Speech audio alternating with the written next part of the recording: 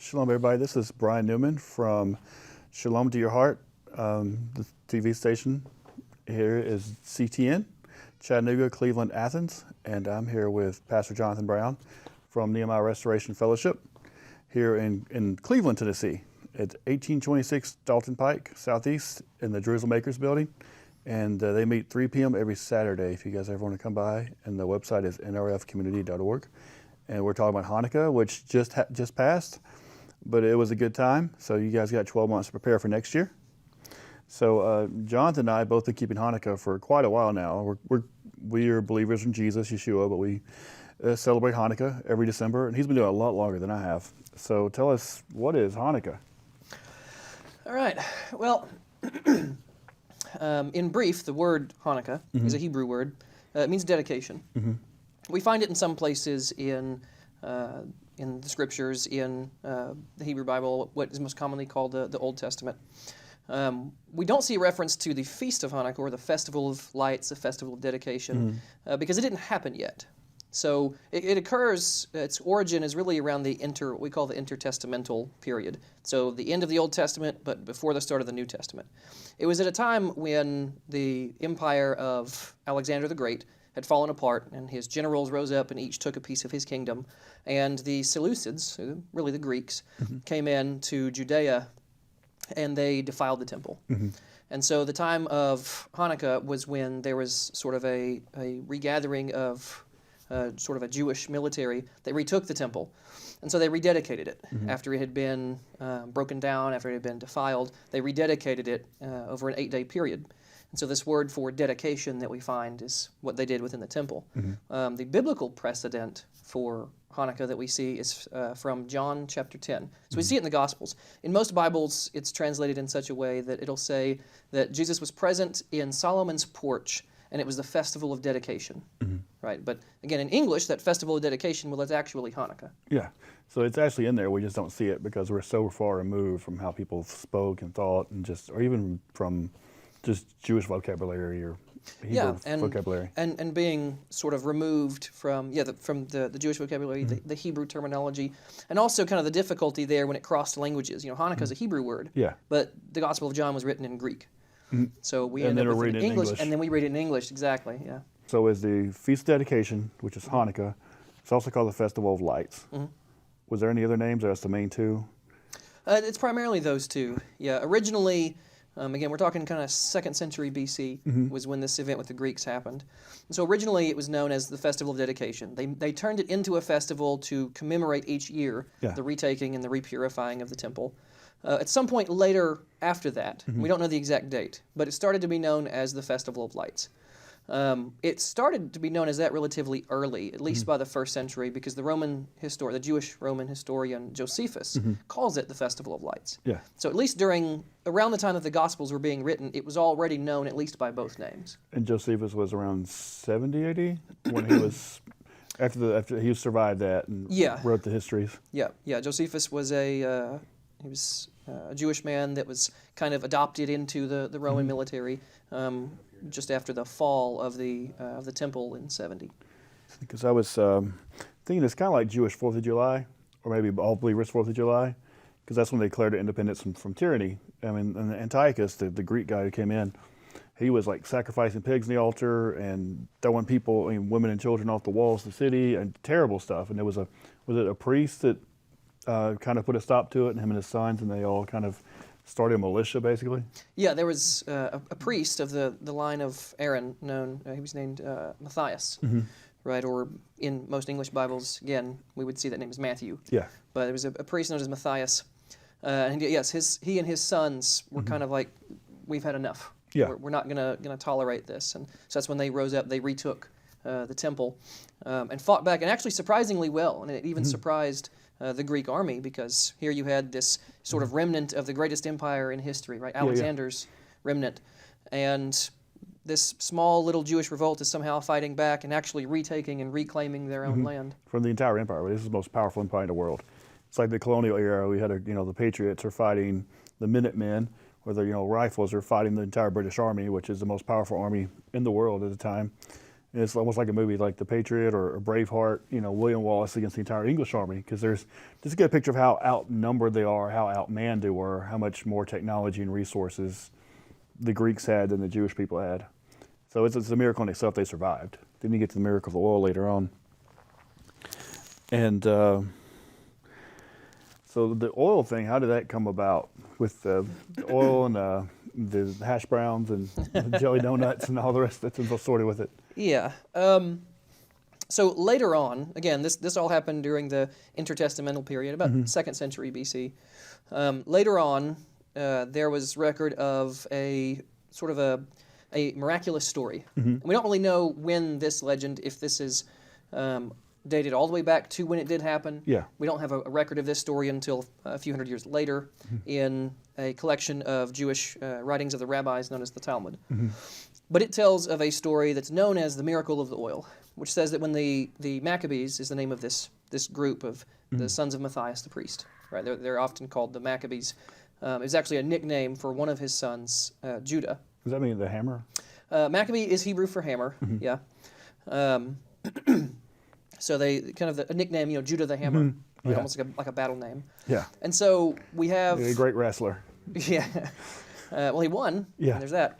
And so we have this story that came about a few hundred years later, where when the Maccabees came in, when they went to go clean out the temple, one of the things they had to do was they had to relight the menorah. The menorah is the the 7 branched candelabra. And this is a 9. This is the 9 branch, Okay. yeah. I assume we'll get to that in a moment. Okay. So they had to relight the menorah, right? Which theirs was far bigger. I Yeah. mean, it's huge. Yeah. And it also didn't use candles, Yeah. right? Because dating back to the tabernacle, back to the temple hundreds and hundreds of years before this, it used oil. So it was essentially a 7-branch oil lamp. With olive oil. Olive oil, yeah, pure olive oil. And so they had to trim the wicks and they had to refill the oil. Well, when they finally got through clearing everything out of the temple and purifying it and going through this process, they found at the beginning of this 8 days that they only had enough oil for 1 day. Yeah. And so they filled the lamps and they lit them because it's supposed to burn. All 7 branches are supposed to burn at all times. So they lit them, and they expected the oil to run out. Yeah. And so again, this rabbinic story So like from a 1 few day of hundred years supply. later was that the 1 day's worth of oil actually lasted all 8 days. So that's known as the miracle of the oil. Where that plays into some traditional elements is, especially in terms of food, we have a lot of fried foods. Right? You've probably heard of latkes, kind of like fried hash brown pancakes, sort of thing. We do sufganiyot, which are jelly donuts. But anything fried, specifically deep fried, which here in the South, it's the Southern Kingdom. It is. It's perfect for here in the South. Yeah, it's the southern tribe of Israel. But the idea being that you fry the foods because the oil. Miracle of the oil. Right. So again, it's as with a lot of things within Judaism, you find that the physical symbol is sort of anchoring you to something deeper, to something older. Yeah. So it's just like a physical reminder. But when you're teaching children something, it's musical and it's hands-on. And that's how children learn. If you want them to retain your culture and your identity and everything, or root them in faith, you start them young, like playing dreidels, for example. And the dreidel is it's a little game piece with 4 sides and the Hebrew letter on each. And you have chocolate money, which is how I prefer to get paid. So how does the dreidel work? You spin it? Yeah, it's essentially like a spinning top. So you can think of it kind of a block with a rounded bottom. And you spin it. And each of the 4 sides has a different Hebrew letter. And each Hebrew letter is part of the game. Yeah. So one letter, and you pay into a gold coin, like you mentioned. Normally when children play, they have little chocolate coins. Yeah. And so you pay in. Everybody pays in. You spin your turn. And either you take nothing, or you land on one that says you have to pay another, or you take half the pot, or you take the whole thing. And you keep going round after round until eventually somebody takes the whole thing. It's like Monopoly mixed with poker. I mean, you go until somebody's just out of chocolate. Usually. That's good. And it's 8 days inside just one, so it's not like Christmas. You wake up and open gifts, and 20 minutes later it's over. I mean, it's an 8-day thing. So what do you do with kids with for? They get is it everybody gets a present 8 days, like your boss, your second cousin, or is it just like mostly children or close family members with the gift giving? It can greatly vary. The most common traditional thing is children will get a gift every night. Usually that's something small. Yeah. What we've done in years prior, because I have 5 children. Yeah. What we've done in years prior is we would kind of build up. So the first few nights is they would all work together opening something for everyone. So a new board game or something that we can all, enjoy together as a family. And then the later, kind of we build up to it towards the end, then each of the kids would get their own specific thing there. Yeah. So that's one thing that some people do as a tradition, and it greatly depends. The expectation is really that this is a family thing. Yeah. Right, that you are keeping up with it, and that you're lighting the Hanukkah, right, this 9-branched menorah every night, and so you're wanting to do something every night to commemorate this 8-day count. Yeah.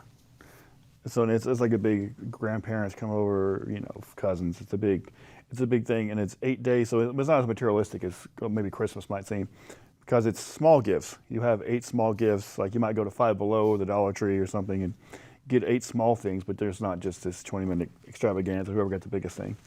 So it's more of a focus. It's focused on faith and family, but there is a little bit of gift giving for children. Yeah, yeah, and without a doubt, I mean, just like anything, it can become commercialized as well. Yeah. But there is a lot more focus, especially all week long, week and a day, I guess. But there is a lot more focus on the interactions with families, on the learning, on the sort of the tradition of it itself, not just as I'm going to count down until I get more stuff. Yeah, yeah. It's a lot more family time. Yeah, there's a lot of things. Yeah. There's obviously some things now that have come up within the last few years or in the last 20 years or so that weren't prior traditions. Right? I mean, the ugly Hanukkah sweater kind of came from an ugly Christmas sweater thing. Yeah. To I guess sort of make it more relatable to the modern person. But a lot of these traditions are very, very old. Even the dreidel itself, the idea of spinning this top, it was at the time, again, hundreds and hundreds of years ago, a way of learning Scripture. When it was outlawed, because they outlawed reading the Torah, they outlawed reading the Bible. So you had the rumor is, the story is when they just hide the Bible and get the dreidel out, so the kids act like they're playing games and the guards come by or the police, whoever come by. That was the idea, was, if a Greek or later Roman soldier comes in and looks at you, he's going to see you spinning a little top. Yeah. And playing a game. Yeah. He's not going to see you studying the Bible that has at the time been banned. Been outlawed. Yeah. So it's almost like the Protestant Reformation. It ties into so many historical movements we can learn, but that's like, I guess, the Jewish version or the ultra biblical version is the Reformation, the colonial era. There's always the resistance movements in history. But this is really tied to God doing a miracle to save them. Was it man that saved them? It's like, no, God came through and did this because they're outnumbered 20-1, I think. And then the miracle of the oil, like we don't know if that's true or not, but it's a faith building exercise. Yeah. And there's a good book. It's Robin Sampson wrote. It's purple, and it's a family guide to celebrating the biblical feast. It's a big, thick purple book. It's got these kids' activities in it for all the feasts and celebrations. And what do you guys do? I know you told me a little bit about what you do with 5 children for Hanukkah. Yeah. Yeah. So there's a number of different things. I mean, one thing is we always decorate. We would normally have blue and white. Blue and white is most common. Most traditional. We have these banners that we put out. We have columns in front of our house. Yeah. On the porch, and so we have a banner that we'll hang from a couple of them, and another thing that we'll hang on the door that just says Happy Hanukkah. So we've got some of those things. We've got little Hanukkah decorations. One of the biggest things that is kind of central to it is, as I mentioned, is every night is lighting the Hanukkah. Yeah. Of course, there are 9 branches because there are 8 days. And the middle one is what's used to light the others. That's the shamash, the servant? Yeah. Shamash. Yeah, shamash is Hebrew for servant.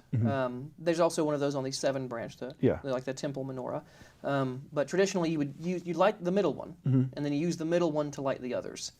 And you would go from one side, so you'd light this one. The next night, you'd light this one and this one. The next light, this one, this one, this one, and so on, all the way progressing across. And you start in the middle, so it's like the light of the world.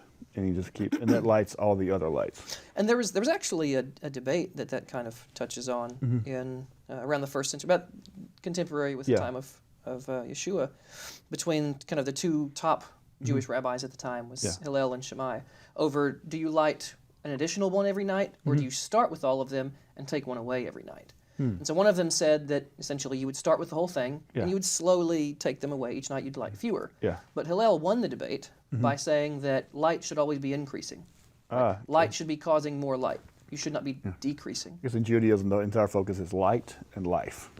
That's kind of the paradigm of viewing the world. Like, if in the ancient days, if a funeral procession and a wedding procession collide on a narrow road, the wedding procession has the right of way, because that's life. Life is the focus. Yeah. And light should be contagious, right? I mean, that's kind of the idea that it has an impact, and light brings into more light. And it has no shadow. So for us, Yeah. like I said, that's kind of the starting point is lighting the Hanukkah each night. Usually, on most nights at least, we would play a few rounds of dreidel. Yeah. What we normally do is we start with like a whole box of the little chocolate coins. Yeah. And each of the kids would get theirs. Is it Geld or Gelb? I know in Gelt. German, I think it's Gelt. It's Gelt in Yiddish. Geld. Is usually what it's called. So they'd start with 7 or 8 coins. I usually do 8 just because 8 nights, Yeah. But each person that's playing will start with 8, and then, like I said, everybody you pay one in, you spin. It tells you, do you take one, do you take half, or do you pay one, do you take half, do you do nothing, right? So you go round and round and round, and then at the end, one person wins. And so usually for the kids, for the sort of game aspect is if you win, then you get to eat 4 of them. Oh. But everybody gets. See you at Hyper Children. Exactly. For 8 nights in a row. Exactly. But no, so they get to, they get the prize of winning, right? But then everybody gets to eat some, and that way we have enough. You don't just eat the whole container in the first night. Yeah. So it kind of lasts the whole week. So that's a big. It's a miracle of the chocolate. Yeah, it is. It lasts all 8 nights. With 5 kids now, you got the miracle of chocolate. Yeah. But we also have some other things that we do. There's, I mean, we talk about the story, which I don't think we've mentioned yet. Actually, where do you find the story of Hanukkah? Because if you open your Bible, as most people will have, 66 books in it, you won't find the story of what happened, what I described with the Greek coming in and all that. Yeah, you just see like John 10, all of a sudden it's like a mention, but it's not. Yeah, it's like, and Jesus was in the temple, and it was the festival of dedication, and he was in Solomon's porch. And like, where is that Leviticus 23 with Rosh Hashanah and Purim and everything? I mean, not Purim, Passover. Passover and tabernacles and all those. Again, you don't find them there because the events that created the holiday didn't exist yet.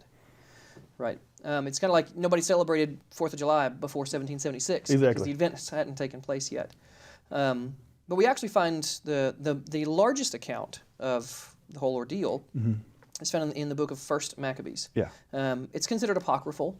In fact, if you have a Catholic Bible, you actually find it there. That's kind of the irony of it. Yeah. Right. It's a distinctly Jewish story that you find only really in a Catholic or Orthodox and they have Bible. Tobit and Judith and a couple other books. They're Tobit very and Jewish Judith. books in there too, right? Oh yeah, yeah. All of these books, all of these, again, we call them apocrypha. Yeah. Which kind of the hidden books. Hidden, yeah.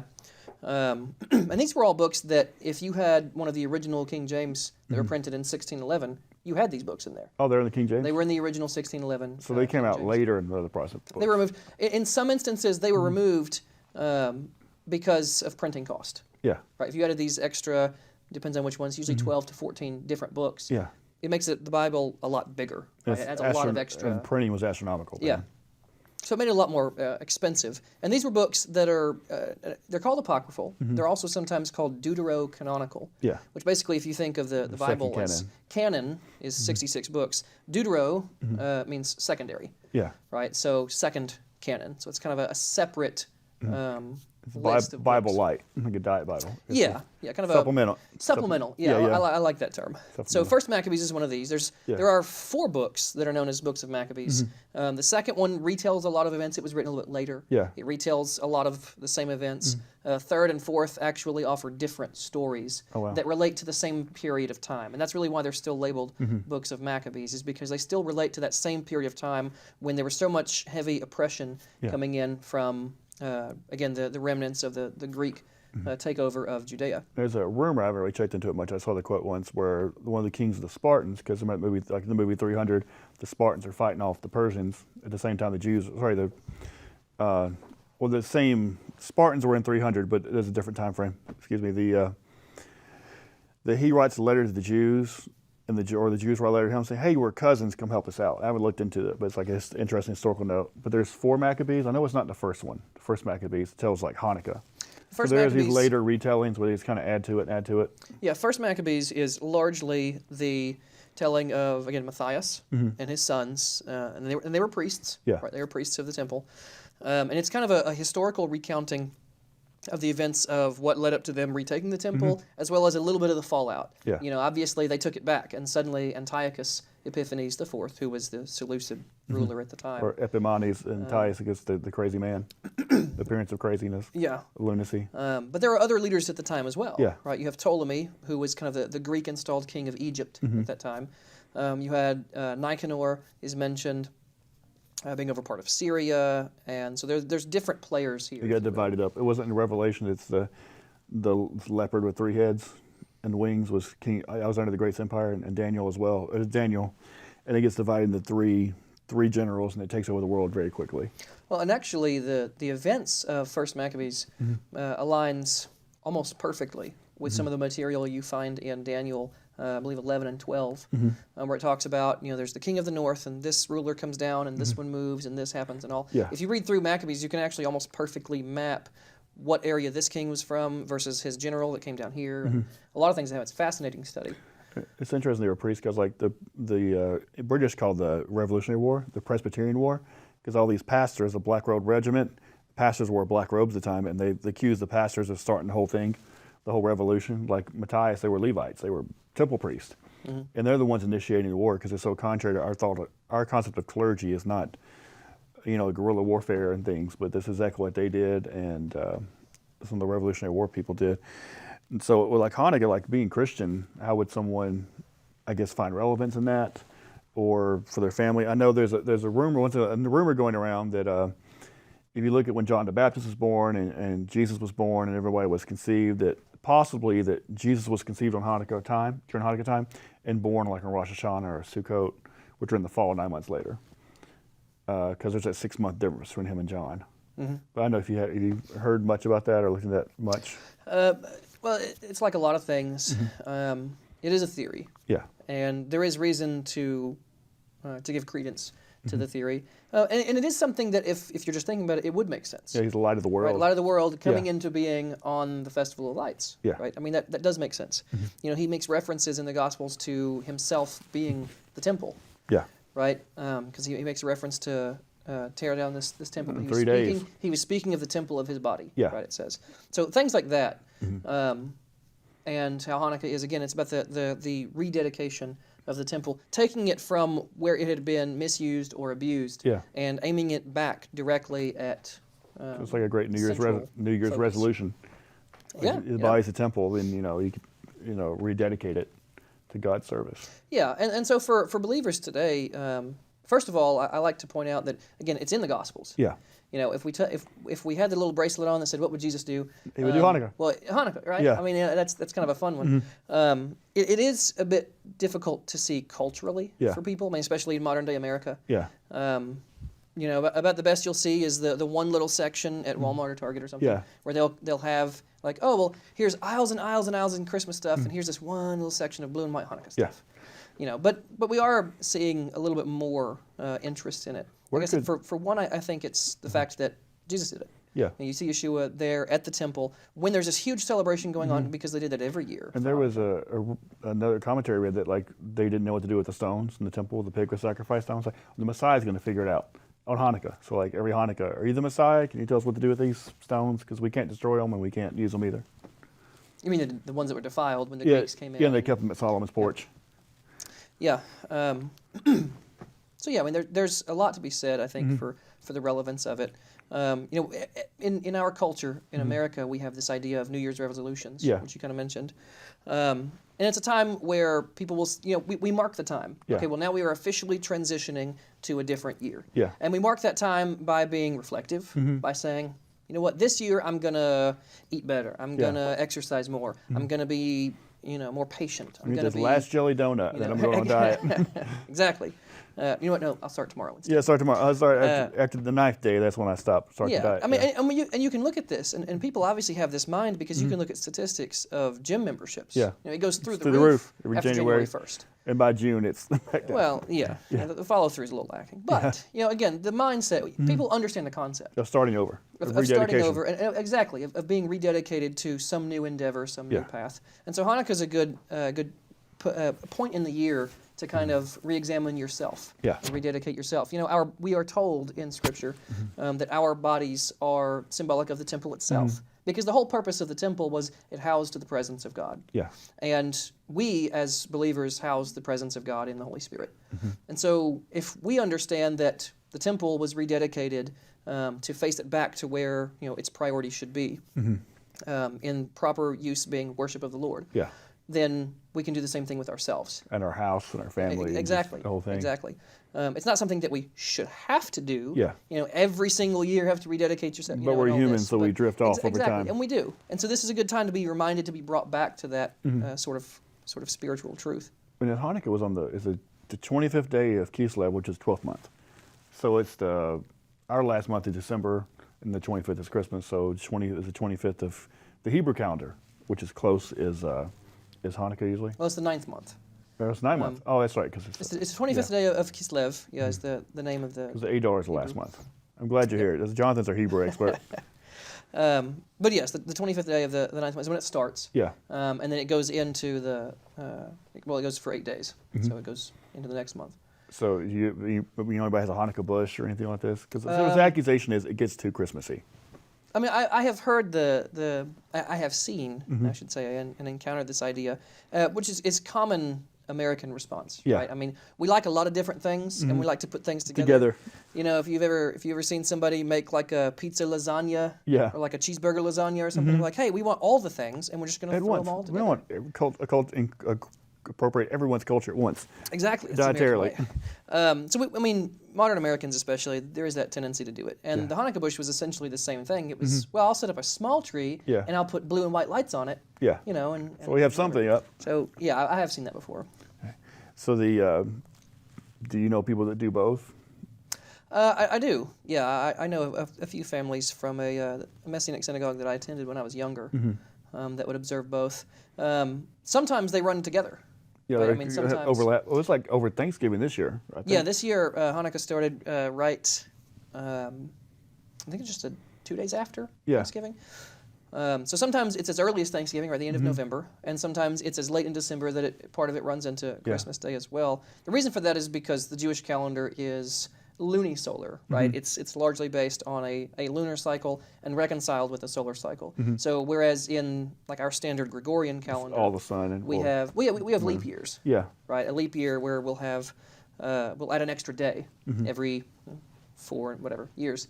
In the Hebrew calendar, each month is much shorter, and then every certain number of years, you add a whole extra month. Oh wow!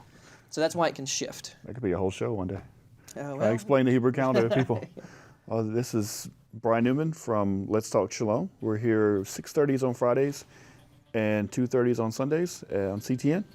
And please come check us out and visit Nehemiah Restoration Fellowship, nrffellowship.org.